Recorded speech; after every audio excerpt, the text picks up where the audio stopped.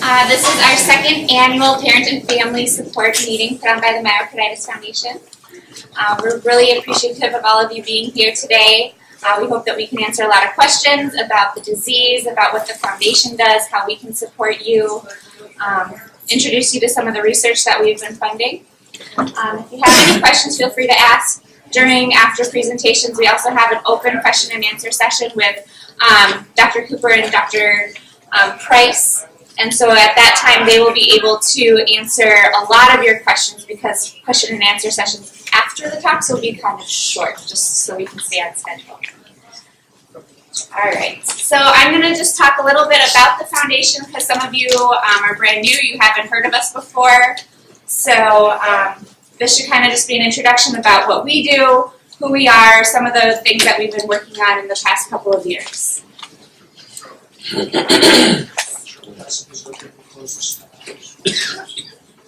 got it, it works.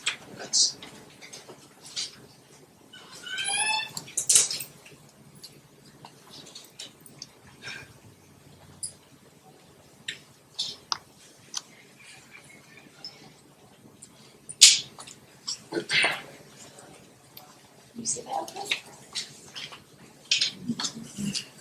All right, so the Myocarditis Foundation, simply put, is a nonprofit organization dedicated to providing information and support related to the causes, symptoms, and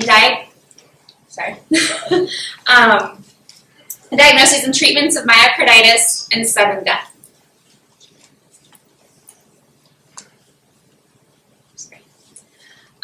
So Candace Moose, Dr. Leslie Cooper, and Dr. Mario Dang, they were the founders of the Myocarditis Foundation, and it is through their hard work and dedication that the Myocarditis Foundation has been able to spread awareness, fund research, and save lives these past 9 years.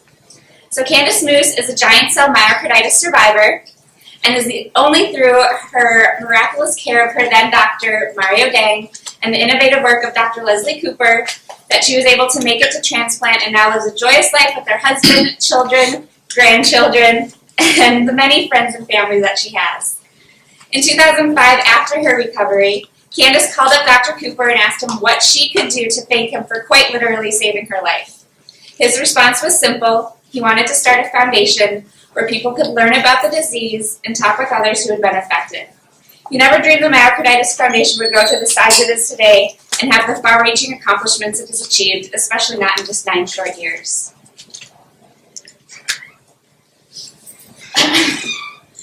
Since its inception in 2005, the Myocarditis Foundation has been committed to its 3-pronged mission of patient and family support, spreading awareness, and funding research. It is all in an effort to save lives from the disease myocarditis. The Myocarditis Foundation works every day to learn more about this disease and to bring wider awareness of myocarditis to both the general public and the medical community. It is only through advanced awareness efforts that the subtle signs and symptoms can be recognized and proper diagnosis and treatments can be prescribed, saving lives from this often devastating disease. So the Myocarditis Foundation has made awareness and education its topmost priority because we know it can save lives. Myocarditis is often a silent killer. Many cases of myocarditis are asymptomatic or the symptoms are simply that of a common cold. Think back to all the news stories of those athletes and young adults collapsing on the football field, on the basketball court, or after completing a race or marathon. Many of those deaths were attributed to myocarditis, but there were no alarming signs or warning symptoms for the patients or their families. This is why education and research are critical. Then we come to the cases of those patients and families who sought medical attention, but their case of myocarditis was misdiagnosed or undiagnosed, and the patient died just hours after leaving the hospital or clinic, or passed away right there in the ER. This is where awareness can really save lives. If the family physicians and ER staff have the diagnosis of myocarditis in the back of their minds, how many lives could be saved? But keep in mind, even with a proper diagnosis, sometimes it's not enough. This is why the Myocarditis Foundation has created an extensive awareness program, but not only for the general public, but for medical professionals as well. The Myocarditis Foundation attends medical conferences around the world talking about myocarditis, holding symposiums, and staffing informational booths. We also have a variety of services available to physicians, including our adult and pediatric diagnostic brochures. And in 2014, we have already held a myocarditis symposium in Melbourne, Australia, at the World Heart Federation's meeting, talked with hundreds of physicians about myocarditis at the Asian Pacific Congress of Heart Failure, and have collaborated with the state-of-the-art myocarditis research lab at Samsung Hospital in Seoul, South Korea.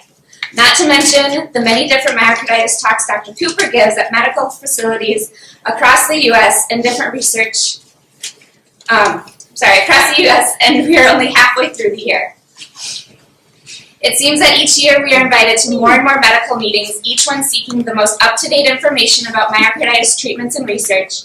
It is because of the many fundraisers and awareness events that the Myocarditis Foundation and the families who support us hold that the word is spreading and more professionals are seeking our services. So thank you to all of you for making this possible. In 2013, over 30 awareness events and fundraisers were held by families around the world who had been affected by this disease. That means that 30 more communities now know the effects of myocarditis, know to watch for the very subtle warning signs it can present, and most importantly, 30 more ER and family physicians now have myocarditis in the back of their mind when treating patients. Just think of the many lives we can save through ongoing awareness programs. The Myocarditis Foundation also prides itself on its outstanding scientific research program. In fact, the Myocarditis Foundation is the only organization that awards 100% of its research grants to myocarditis-specific research. Since 2006, it has awarded 13 research grants to young physicians across North America, totaling over $400,000. Many of these young physicians have gone on to publishing stories in prominent medical journals highlighting their myocarditis research and subsequent research projects. The Myocarditis Foundation's research program is also very different from many other nonprofit research programs in the fact that it adopts each of its researchers into a robust mentoring program. Let's face it, the number of physicians and medical experts who specialize in myocarditis is quite small. By nurturing these young researchers, the Myocarditis Foundation is securing a successful future for the field of myocarditis experts and researchers by ensuring it will continually be filled with passionate and knowledgeable individuals dedicated to finding better ways to diagnose, treat, and ultimately prevent myocarditis from taking more lives. While the Myocarditis Foundation has been incredibly successful in its awareness and research programs, it takes a great deal of money to fund these things. This is where we need your help. So, myocarditis is a very hard disease to raise money for because of 4 distinct challenges. And some of this came from Candace's talk last year, so I apologize if some of you have heard this little part before, but it's very important. So the first challenge is myocarditis is thought of a rare disease. While it is true that most people have never heard of myocarditis until after it affects them, the truth is that there are thousands of people who have had myocarditis or have passed away due to myocarditis, but it was never diagnosed or determined as myocarditis. Myocarditis can mask itself as another disease in the milder cases, will be determined as cardiomyopathy, which can be an after effect of myocarditis in many cases, or an autopsy was never performed or cause of death was never determined. The second challenge we face when trying to fundraise for this disease is myocarditis is really many different diseases kind of all rolled into one. So lymphocytic myocarditis is primarily viral in nature, especially in children, and while some of the viruses have names, others are fleeting in nature. Then there's giant cell myocarditis, which is much rarer and is autoimmune in nature. And once we start evaluating myocarditis in developing countries, a whole host of causes become apparent, such as beetle bites, parasitic worms, sexually transmitted diseases, fungal or other bacterial and viral infections. It is virtually impossible to estimate the incidence of myocarditis internationally. And the third challenge is lack of name recognition, which I know many of you guys know firsthand about. Myocarditis is also known as inflammatory heart disease, but in the media it can be identified as lots of other conditions. Families find themselves having to explain over and over a disease which sometimes 11 years later they still can't even quite fully understand.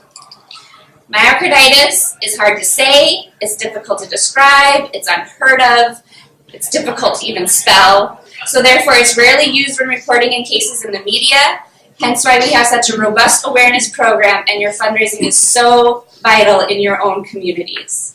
The more you can get the name out, the more name recognition we can spread and create.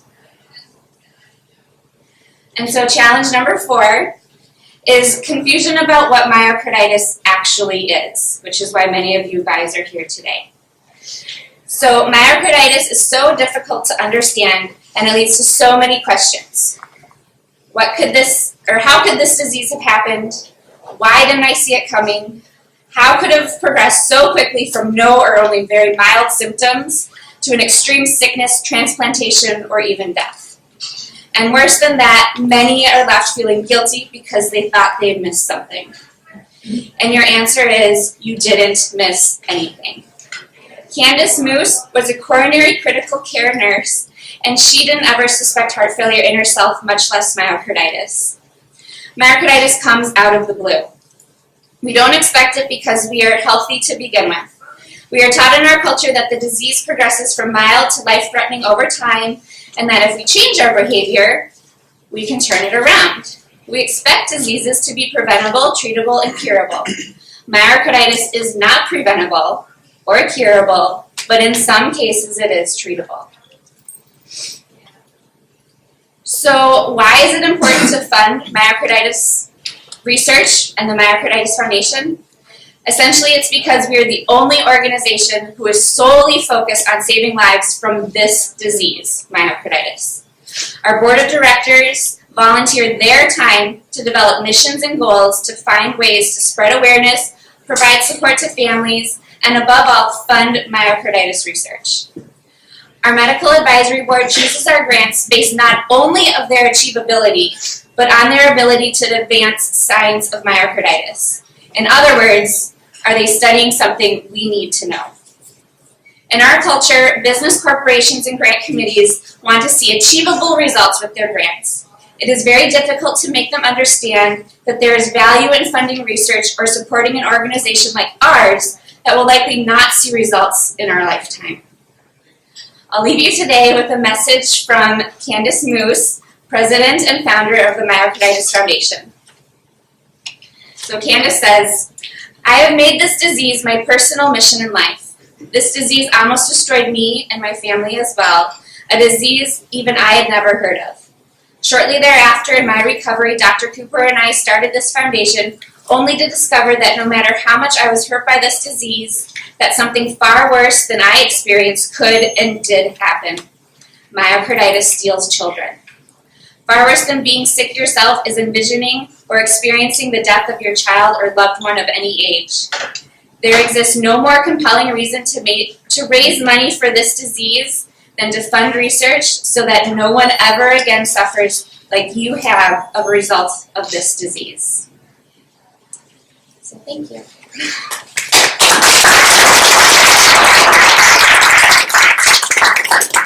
So do you have any questions about what the foundation is, anything that we do, anything that we've been working on, anything like that? I just have one question, and it's going to be probably a question that I'm going to have for my whole life, is do they know if there's a correlation with genetics or hereditary or anything like that? If a child, are there siblings, possibly? We don't know. No. I'll touch on it. As of today, in people, there's no genetic link. They're strongly genetic in animals, and it's probably true in people as well, but we haven't figured it out yet. We're actively working on it. I think 5 years from now, the answer will be yes, sometimes. But it's complicated.